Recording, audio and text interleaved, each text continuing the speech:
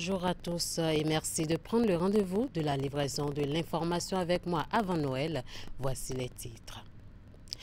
Ils bondent les marchés en cette période de fin d'année. Il s'agit des sapins de Noël, mais la tradition de décorer un sapin pour donner un nouvel élan d'ambiance festive, typiquement Noël, a des origines très anciennes dont beaucoup ignorent l'historique et le sens. Nous vous invitons à les découvrir dans cette édition. Et puis Noël, c'est typiquement la période des jouets. Les parents en offrent de toutes sortes aux enfants. Mais quels sont les critères de choix d'un jouet? La réponse à cette interrogation dans un instant. Nous allons également découvrir dans ce journal Star Féminine Band, un groupe composé d'une vingtaine de jeunes filles qui chantent pour l'émancipation des filles et des femmes du Bénin avec le soutien du Fonds des Nations Unies pour l'enfance. Ce groupe sera sur scène ce samedi 23 décembre à 20 h sur l'esplanade de l'Amazone aux côtés de plusieurs artistes béninois. À nouveau, bonjour. On en trouve sur tous les marchés à l'approche des fêtes de fin d'année. La Noël notamment, il s'agit du sapin de Noël, encore appelé arbre de Noël. La tradition de décorer un sapin pour donner un nouvel élan à l'ambiance festive. Typiquement Noël a des origines très anciennes dont beaucoup ignorent l'historique et le sens. Le sujet a intéressé une équipe de notre rédaction qui a fait une descente dans la ville de Cotonou afin de recueillir l'avis de quelques citoyens sur le sujet. Sapin de Noël, de l'historique à la perception des Béninois, est un magazine de Ingrid Day et Mofid Sabourin. We wish you a Merry Christmas. We wish you a Merry Christmas. We wish you a Merry Christmas. Comme la plupart des symboles de Noël, le sapin trouve ses origines dans les religions païennes qui ont précédé le christianisme. La date de la nativité du Christ ayant elle-même été choisie de manière à supplanter les fêtes païennes du solstice d'hiver. Dans l'Empire romain, la date du 25 décembre, qui correspondait alors au solstice, marquait la fête de la divinité solaire Sol Invictus. Symbole du renouveau de la vie, le sapin est un thème traditionnel païen que l'on retrouve dans de nombreuses religions archaïques. Le sapin conifère à feuilles persistantes est un symbole du triomphe de la nature sur l'hiver et donc de la vie sur la mort. Symbole de la vie, il lui est également associé celui de la lumière. La flamme du siège rappelle l'étoile de Bethléem qui éclaire la nuit, comme Jésus en venant dans le monde éclaire tous les hommes. Pour les chrétiens, il représente l'arbre de vie du paradis, mis en parallèle avec la croix du Christ qui apporte la vie nouvelle. On le mentionne pour la première fois comme arbre de Noël en Alsace, en France, vers 1521. Au XIVe siècle, les décorations étaient composées de pommes, de confiseries et de petits gâteaux. Ce sont les protestants, en 1560, qui développaient la tradition du sapin de Noël pour se démarquer des catholiques. Au XVIIe et XVIIIe siècle apparaissent les premiers sapins illuminés. Le sapin de Noël a donc observé une évolution sans précédent qui lui assure depuis plusieurs siècles le rôle d'emblème de Noël. Depuis lors, on retrouve plusieurs variétés de sapins avec différentes tailles. Nous avons plusieurs variétés de sapins, à savoir des sapins de couleur verte, des sapins floqués, des sapins blow-in et des sapins blancs. Nous avons différentes tailles. Pour les sapins verts, nous avons 1,50 m, 1,80 m, 2,10 m et 2,40 m. Et comme vous le voyez, vous allez voir ce sapin, et c'est un sapin avec le thème blanc-vert, oui, blanc-doré. Et avec chaque sapin, vous allez voir, par exemple, je prends le cas de ça, c'est un sapin vert avec des plumages, chaque sapin avec sa déco. Bien que les origines de cette tradition de Noël se perdent dans les élucubrations de l'histoire, l'arbre de Noël est pourtant devenu légendaire. Pour ces personnes rencontrées dans la ville de Cotonou, La période la plus magique de l'année est sans nul doute la fête de Noël. Il n'est donc pas question de fêter la Noël sans les sapins. We wish you a Merry Christmas. We wish you a Merry Christmas. We wish you a Merry Comme elle, bien d'autres personnes prennent d'assaut les rayons de décoration pour choisir leur sapin. Le sapin reste un arbre dont la plupart ignorent l'origine et le sens. Pour la majorité de ces personnes, leur définition du sens du sapin de Noël reste la décoration. Nous sommes venus acheter le sapin pour orner la maison, pour montrer aux enfants que le Papa Noël s'approche à venir. Donc à la veille, nous pensons exposer ça et mettre les lumières dedans et tout pour que les enfants soient contents, quoi, pour qu'ils soient dans la fièvre de la fête. Depuis mon enfance, mon papa me faisait ça à la maison avec les jouets. Bon, pour nous, quand on voit ça, on sent que le Papa Noël s'approche à venir. L'arbre de Noël est l'un des symboles de la fête la plus attendue et la plus appréciée de l'année sur toute la planète. C'est le moment pour les villes de faire leurs plus belles toilettes et c'est aussi l'occasion de se faire plaisir en famille et entre amis autour d'un bon repas. Pour moi, ça a un sens parce que j'adore la fête de Noël et j'aime avoir un sapin à la maison chez moi. Et je suis à l'aise avec ça. Malgré la morosité économique qui secoue le pays, tout le monde s'affaire, chacun à hauteur de sa bourse, pour vivre la magie de la Noël. We wish you a Merry Christmas and a Happy New Year. La période de Noël est synonyme d'offrir des cadeaux, des jouets en l'occurrence aux enfants. Mais sur quels critères se baser pour opérer le choix d'un jouet à son enfant? Une équipe de la rédaction s'est également intéressée à la question. Voici le reportage présenté par Francais Lamoussou. Léonida est venue prendre un jouet pour sa petite fille à l'occasion de la fête de Noël. Son choix, une poupée. C'est le choix de la petite elle-même. Et la poupée, c'est féminin, beaucoup plus féminin. Donc du coup, on préfère aller dans le sens de garçon, fille. Mais toutefois, on peut toujours choisir des jouets mixtes. Il y a des jouets mixtes qu'on choisit. Mais ça, c'est son choix. C'est tout. Mais il ne s'agit pas seulement de se plier au choix de l'enfant. Petite poupée pour la petite fille de 3 ans environ, une voiture ou un vélo en miniature pour le petit garçon. L'âge est l'un des critères déterminant le choix des jouets pour les enfants. Les enfants de 0 à 3 ans ne peuvent pas jouer avec les mêmes jouets, ne peuvent pas utiliser les mêmes jouets que les enfants de 6 ans. Parce que les enfants de 6 ans, 8 ans, 10 ans, leurs jouets contiennent des petits objets que les enfants de bébé, les bébés 3 ans peuvent avaler rapidement. Aujourd'hui, vous allez constater que les jouets à piles sont vixés parce que les enfants, dès qu'ils voient les parents mettre les piles dedans et ils tournent le dos, l'enfant est curieux, il ouvre, il prend la pile, il prend les piles, il met dans la bouche. Les jouets par exemple qui jouent la musique, dans lesquels les musiques sont intégrées et dès qu'on appuie le bouton, ça commence par jouer. Vous verrez des berceaux, les berceaux mobiles des enfants et qui comportent ces genres de musique-là. Ça peut captiver déjà l'attention de l'enfant et lui donner le sens non seulement du temps, mais de l'espace, pardon, du temps, mais du son. Et donc ça éveille en l'enfant ces différents sens. Lorsque les enfants grandissent et qu'ils n'ont pas eu la chance de bénéficier d'un certain nombre de jouets, ils peuvent avoir l'âge de 10 ans, de 11 ans, et vouloir qu'on leur offre un jouet qu'ils auraient pu avoir quand ils avaient 3 ou 4 ans.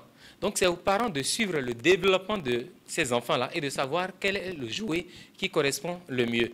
Au-delà de la fonction ludique, les jeux ont une fonction éducative. Pour cela, les jouets qui prônent la violence sont à proscrire selon le psychopédagogue. Je veux parler des pistolets, je veux parler des épées, des armes ou de tout ce qui fait du bruit, par exemple à l'extrême, qui n'est pas forcément du niveau de l'enfant. Quand les enfants en arrivent à demander ces jouets-là, c'est aux parents de pouvoir canaliser leurs élans. Parce que, premièrement, un jouet est ludique, comme je l'ai dit. Un jouet doit être aussi éducatif, si c'est possible. Dans la mesure du possible, un jouet doit être éducatif, c'est-à-dire que quand l'enfant l'utilise, il doit pouvoir en tirer bénéfice. Un jouet peut par exemple aussi permettre à l'enfant de s'imaginer une profession dans laquelle il pourrait se retrouver demain. Donc on va bien au-delà de l'aspect ludique, de l'aspect distractif. Choisir donc le jouet à son enfant ne relève pas d'un simple achat, mais cela répond à plusieurs critères. Un choix responsable est alors préconisé. Toujours dans la fièvre de Noël, le complexe scolaire de Djefa-Plage, deuxième né des écoles du promoteur Epiphane Gbedo, a célébré la fête de Noël pour ses apprenants. Des moments festifs pour permettre aux enfants de clôturer en beauté la première partie de l'année scolaire et se plonger dans l'ambiance des fêtes de fin d'année. Reportage.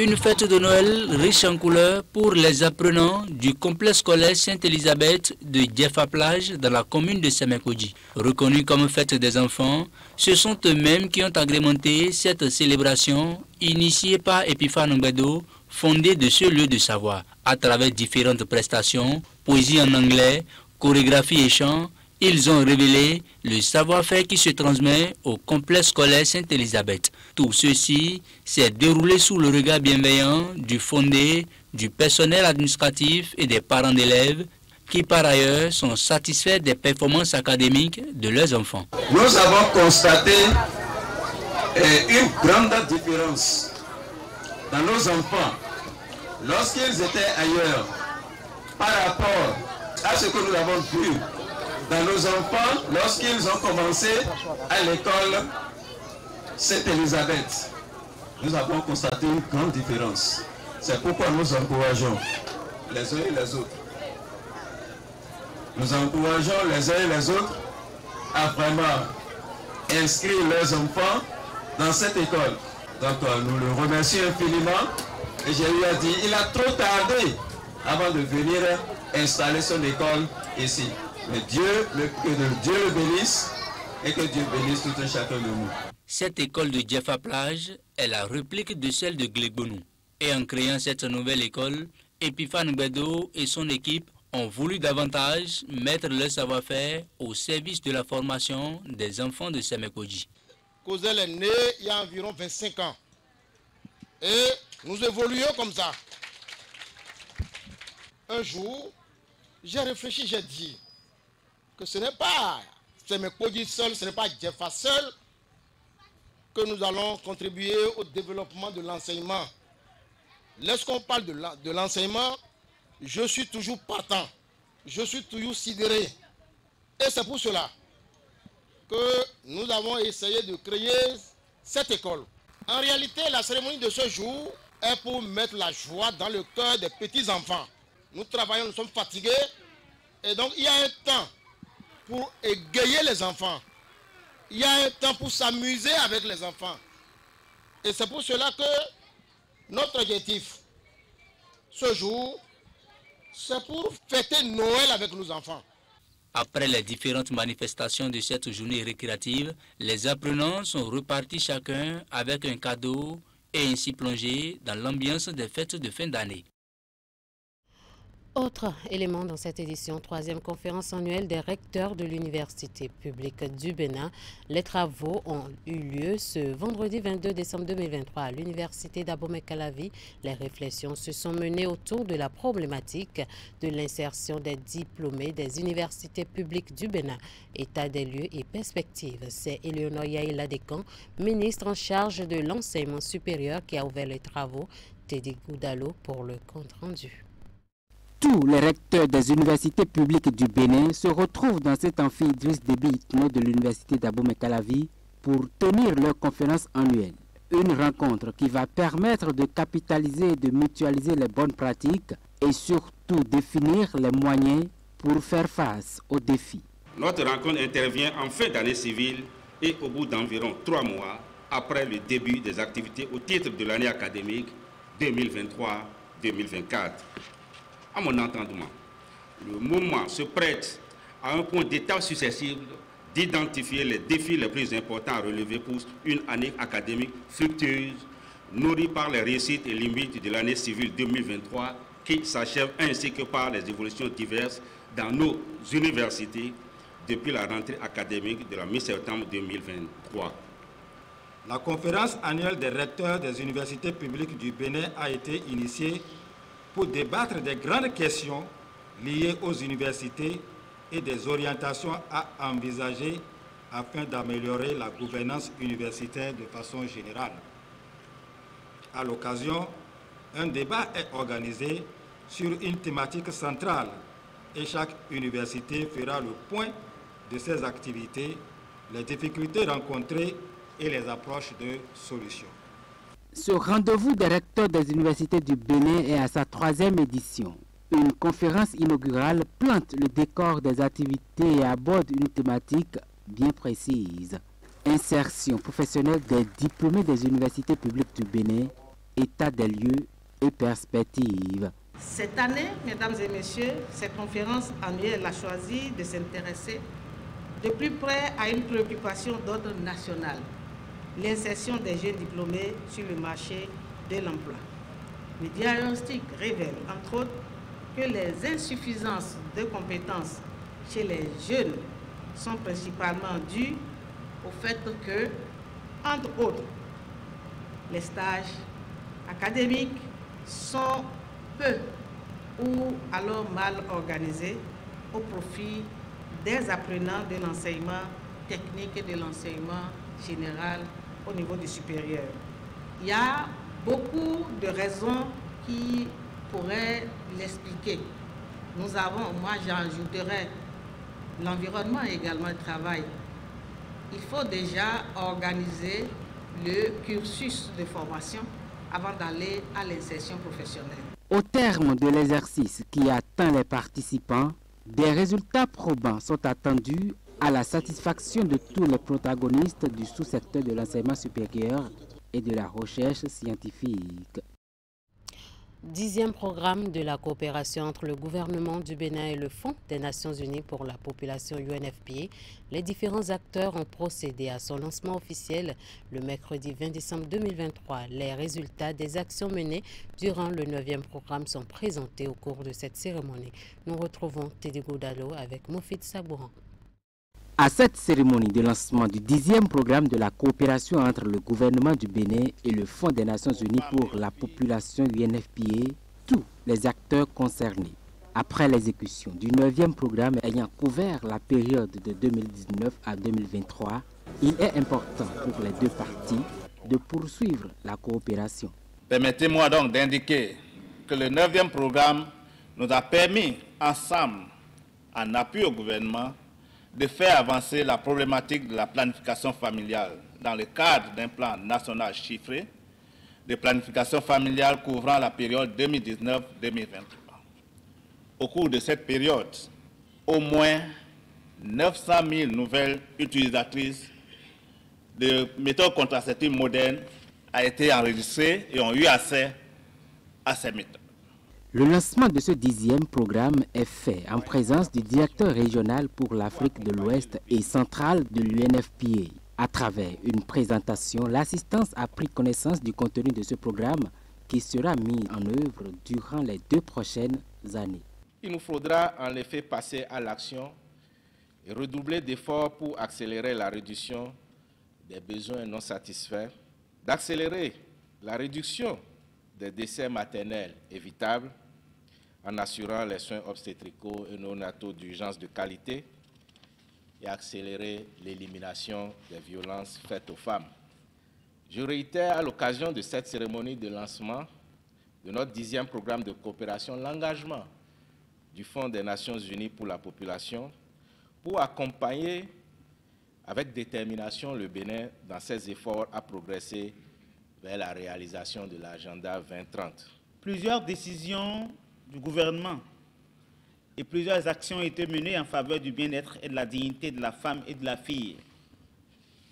On peut citer entre autres le renforcement de la participation des femmes à la prise de décision, l'élaboration d'une série de politiques, de stratégies et de plans qui intègrent systématiquement la dynamique de la population en ce qui concerne les jeunes, le dividende démographique, la planification familiale, la mortalité maternelle et néonatale, l'égalité du genre et la prévention de la violence fondée sur le genre et des pratiques préjudiciables.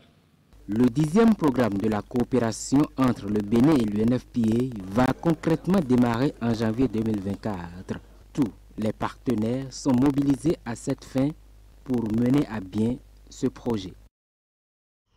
Et puis, Cotonou sera les 4 et 5 avril 2024 la capitale du dialogue mondial de la jeunesse dans le cadre de la célébration du 30e anniversaire de la conférence internationale sur la population et le développement CIPD plus 30. C'est en prélude à l'organisation de cette importante rencontre que le Fonds des Nations Unies pour la population UNFPA Bénin et l'Institut national de la femme INF ont organisé dans l'après-midi du mercredi 20 décembre à l'hôtel Novotel Orisha de Cotonou un dialogue intergénérationnel, les jeunes et la CIPD plus 30 pour recueillir leurs attentes. Voici le compte rendu de la rencontre avec Ouliat Sanoussi et Moufid Sabon. L'UNFPA Bénin et l'Institut national de la femme co-organisent ce dialogue intergénérationnel pour lancer les débats et identifier les défis et opportunités pour la jeunesse.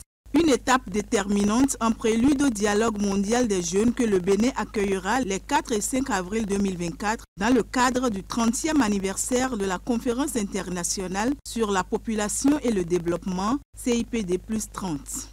Il y a 30 ans que le monde entier s'était réuni sur le continent africain, au Caire, pour mettre en place un programme d'envergure pour atteindre un cadre de développement respectueux des droits et qui renforce le pouvoir des femmes.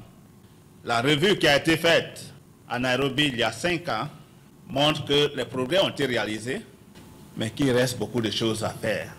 Et pour atteindre cela, qui d'autre que de tirer des informations non seulement de la population âgée, celle qui était là en 1994, mais aussi celle qui est arrivée après 1994. Donc les jeunes, pour redéfinir comment nous pouvons agir ensemble pour atteindre l'objectif que nous nous sommes fixés. La jeunesse reste une priorité pour la direction régionale de l'UNFPA. Au Bénin, la création de l'Institut national de la femme et les pouvoirs qui lui sont conférés témoignent de la volonté politique. Occasion de saluer également les mérites des acteurs à divers niveaux qui travaillent à changer les conditions de vie des jeunes et des femmes.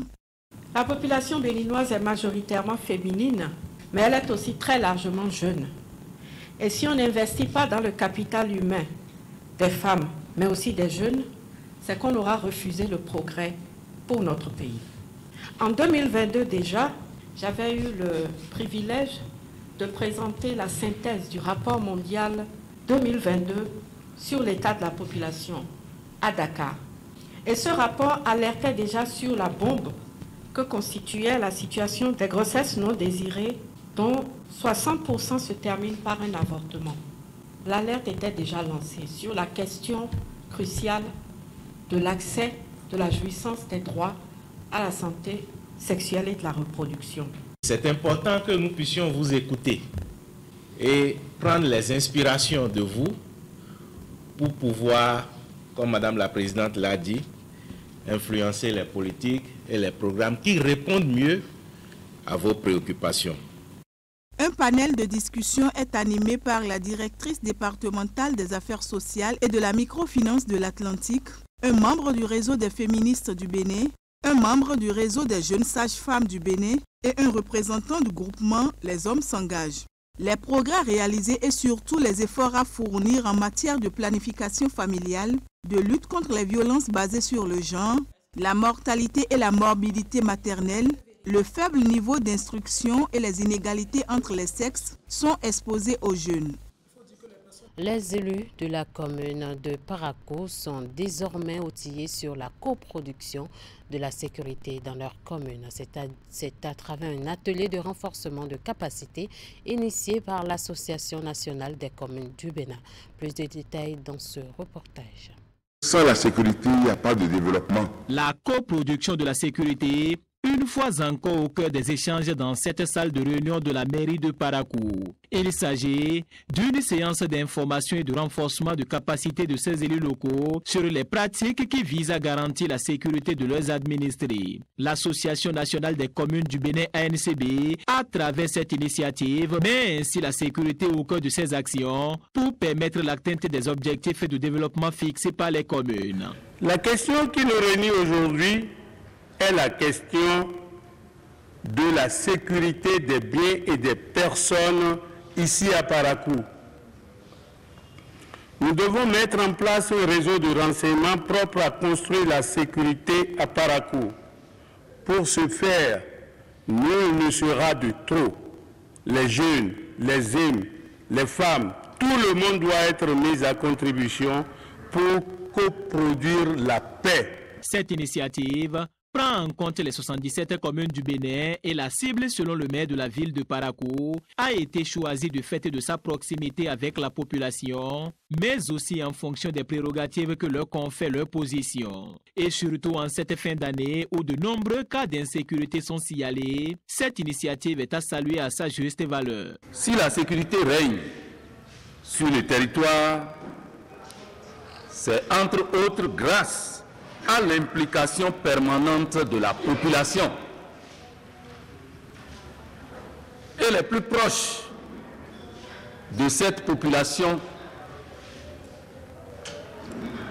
ne sont rien d'autre que les chefs de quartier, disons tout simplement les élus locaux. Ça a été quand même du réconfort pour nous parce que c'est une pièce maîtresse qui manquait pour nous au niveau de la sécurité, surtout en cette période de fin d'année.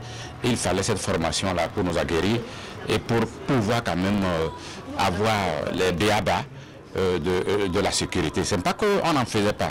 On faisait la sécurité au niveau de nos différents quartiers. Mais il fallait quand même, disons, les sachants viennent nous rajouter ce qu'il nous fallait pour mieux, disons, concrétiser ce que nous faisons déjà comme formation au niveau de nos différents quartiers. Coproduire la sécurité est une dynamique intégrée qui requiert l'engagement et la disponibilité de tous. Aucun acteur ne sera de trop dans cette initiative, dont l'Association nationale des communes du Bénin compte rééditer pour renforcer la sécurité et la cohésion sociale dans tout le pays. Un tour dans le département de Lomé. Les autorités de la commune de Dangbo étaient face à la population ce lundi 18 décembre 2023. Objectif, deuxième audience publique de reddition de comptes sur la mobilisation de ressources propres dans la commune de Dangbo. C'est une occasion pour les autorités de la commune de rendre compte à la population sur les actions menées, les difficultés rencontrées au cours de l'année 2023 et de se projeter sur l'avenir. C'était en présence du maire de la commune. Voici le compte rendu de Florence Boussa. C'est une rencontre entre les autorités communales et les populations afin de leur faire savoir le niveau d'autonomisation financière et la capacité d'action au niveau de la commune de Dangbo. Cette audience publique de reddition de comptes porte sur la mobilisation de ressources propres de la commune de Dangbo au titre de l'année 2023. Vous rendre compte ce jour sur l'évolution de nos ressources propres au cours de cette année revient à nous offrir ensemble l'occasion de nous mirer afin de prendre conscience de nos capacités à répondre aux besoins locaux de développement. C'est également une aubaine pour analyser notre niveau de civisme fiscal. La mobilisation de ressources propres, c'est un travail de longue haleine. C'est un travail qui nécessite disons, des démarches qui nécessitent une stratégie qui repose sur plusieurs piliers, tout au moins 3 piliers. Il y a un premier pilier institutionnel. Un autre pilier, c'est quelles sont les infrastructures et les dispositifs que vous avez pour maîtriser votre potentiel. Et un pilier fondamental, c'est la promotion du civisme fiscal à travers les actions de communication. L'objectif de ces assises est d'informer les populations sur les réalisations faites à leur profit au cours de l'année. Ce qui est très important pour moi aujourd'hui, c'est le thème de cette et séance d'audience publique. Et ce thème qui porte sur la mobilisation des ressources propres, et là où il y a de l'argent, c'est qu'il doit avoir aussi de réalisation. C'est en ces termes que cela me réjouit et c'est une grande réjouissance pour moi que cette séance ait lieu à Zongué. Diverses préoccupations et doléances ont été formulées par les populations. Elles ne seront pas lettres mortes au dire des autorités.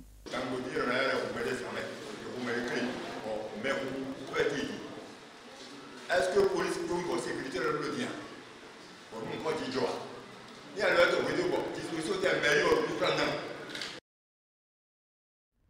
Toujours à Dangbo, la commune a tenu mardi dernier dans le cadre de l'élaboration de la 4e génération de son plan de développement, un atelier de restitution finale. Cette activité fait suite à l'atelier de validation de la vision communale pour le quinquennat 2024-2028. Les travaux ont eu lieu à l'hôtel de ville de la commune en présence des autorités communales, des cadres et partenaires de la mairie. Voici le compte rendu. C'est un atelier qui vient en aboutissement à un processus comprenant plusieurs étapes, telles que l'évaluation du plan de développement communal 3, le diagnostic de la formulation de la vision et la programmation des actions du quinquennat 2024-2028.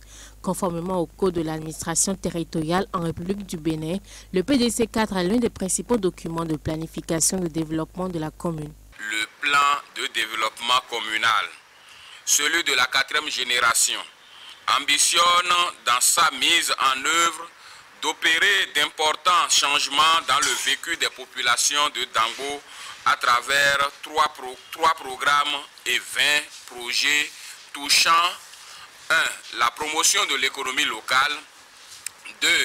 L'amélioration de la qualité des services sociaux de base et du cadre de vie des populations, 3. Le renforcement de l'administration locale sans occulter citoyenne. Le représentant de l'autorité communale a saisi l'occasion pour remercier les différents partenaires pour leur accompagnement dans les projets de développement de la commune. Je voudrais donc à cette étape vous réitérer mes remerciements et ceux du conseil communal pour vos soutiens et sacrifices depuis le début de ce processus en novembre 2022. Je voudrais tout particulièrement dire tous nos remerciements au PABGC qui nous a apporté son appui technique et financier pendant ce processus, au projet Benkadi à travers l'ONG Action Plus, à GIZ Réforme, à Plan International Bénin, à Protos John for Water, sans oublier tous les autres partenaires qui n'ont jamais cessé de nous soutenir dans le développement de nombreux défis liés au développement local. Au cours de la séance, le plan de développement communal 4e génération de la commune de Dangbo a été présenté à l'assistance. Après cette présentation, le document a été validé à l'unanimité des élus locaux présents.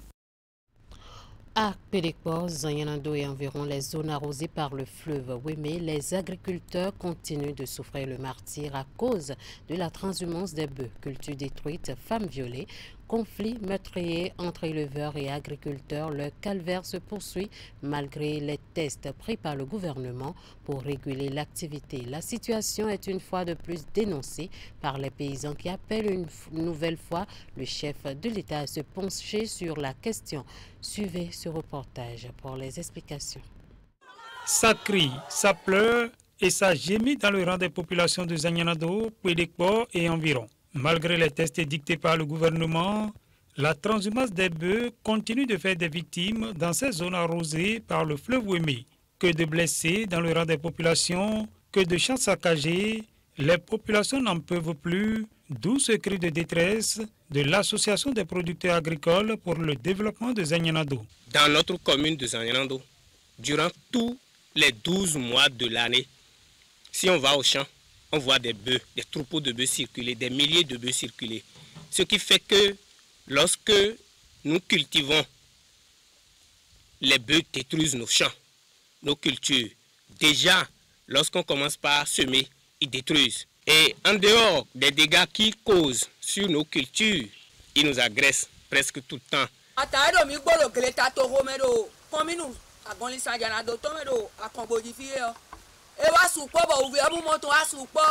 Mika de konsi kwetiti bandi e dion mi mo alogoto de ya. De ko di kaka bo sisi dia ka mi to adewe maton. Bodo glesi le yo. E mi na no ku do eton pede. Bode we maton we maka wa kon li sanyina do fio mo ma da so ton de wa e.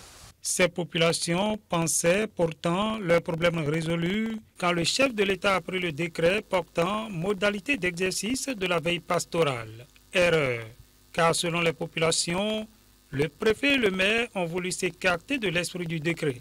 Le maire n'a rien fait pour que le décret, ce bon décret que le chef de l'État a pris, soit mis en application dans la commune de Zangenando.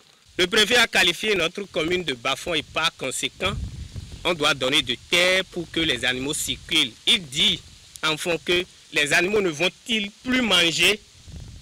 Ça veut dire que c'est nous qui allons faire nourrir donc les animaux d'autrui. Ça ne pourra pas aller comme ça parce que nous n'avons plus assez de terre pour cultiver et encore en donner donc pour les animaux. Que chacun mette ses troupeaux de bœufs sur son domaine et les prenne en charge, en nourriture comme en eau. Donc, nous dénonçons ces propos-là du préfet et nous demandons au président de la République de nous venir en aide. Lorsque nous avons vu ce décret-là, franchement, on était contents. On a vu que nous sommes sauvés maintenant. Nous sommes sauvés maintenant et, bizarrement, c'est les comportements, les propos de ce genre-là que nous entendons de nos élus. Une fois de plus, le chef de l'État et son ministre de l'Intérieur sont appelés à se pencher sur ce phénomène de la transhumance des bœufs qui cause destruction de production, viol, perte en vie humaine et désolation au sein des populations. Je l'annonçais en titre, composé d'une vingtaine de jeunes filles, stars féminines bandes qui chantent pour l'émancipation des filles et des femmes du Bénin avec le soutien du Fonds des Nations Unies pour l'enfance, sera sur scène ce samedi 23 décembre à 20h sur l'esplanade de l'Amazone et aux côtés de plusieurs artistes béninois. L'annonce de leur passage sur la 3e édition des Nuits artistiques et culturelles de Cotonou organisée par le gouvernement béninois est faite ici au micro de Canal 3 Bénin par le promoteur du groupe et un membre du groupe pour qui le piano et le tam-tam traditionnel n'ont aucun secret. On les écoute au micro de Ingrid Day et Rachidi Soubero. Nous avons travaillé sur les rythmes du Bénin, mais principalement le rythme dictantré, c'est le rythme de Boukoumbe, de la commune de Boukoumbe. Nous avons les rythmes Wama et les rythmes Bariba, tout ça que nous avons modernisé, sur quoi les instruments modernes sont intervenus et tout ça, c'est un mélange quoi. L'UNICEF nous a découvert déjà, ça fait déjà 2 ans, où ils ont compris qu'on voyage beaucoup et nous défendons le droit de la femme et des enfants. Et l'UNICEF je crois que nous sommes en train de faire un travail que l'UNICEF fait déjà et c'est là qu'ils se sont approchés de nous pour nominer ces filles comme les jeunes champions de l'UNICEF. Nous sommes venus ici à Cotonou pour le concert organisé par le gouvernement. Le samedi, à partir de 20h, sur l'esplanade de l'Amazone, Staff et Band fera un grand concert et nous invitons tout le monde à être là pour venir suivre le concert avec nous. Quand je joue au tam-tam traditionnel, surtout quand nous sommes en spectacle, je suis heureuse. Et les spectateurs sont très contents de me voir jouer le tam-tam traditionnel. Une fille, parce que ce n'est pas donné à tout le monde de jouer le tam-tam traditionnel. La musique me permet moi d'évoluer dans les coups. Parce que quand je fais de la musique, ça m'aide à bien apprendre et je travaille très bien. Dans la musique, j'ambitionne de devenir une grande star, reconnue partout dans le monde entier. D'ailleurs, c'est d'ailleurs l'objectif du groupe, d'être des grandes stars, surtout en défendant le droit des enfants et de la femme à travers le monde entier. Nous remercions l'UNICEF pour tout le soutien qu'ils portent envers nous. Éduquer une fille, c'est éduquer une nation.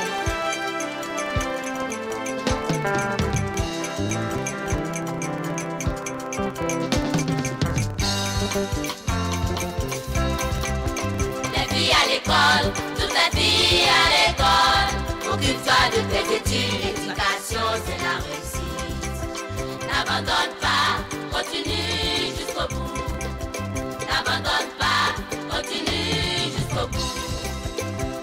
à l'école, toutes les filles à l'école. Occupe-toi de tes études, l'éducation c'est la réussite. Sur cette note musicale, nous mettons fin à cette édition. Recevez par anticipation mes chaleureuses vœux de bonnes fêtes de Noël.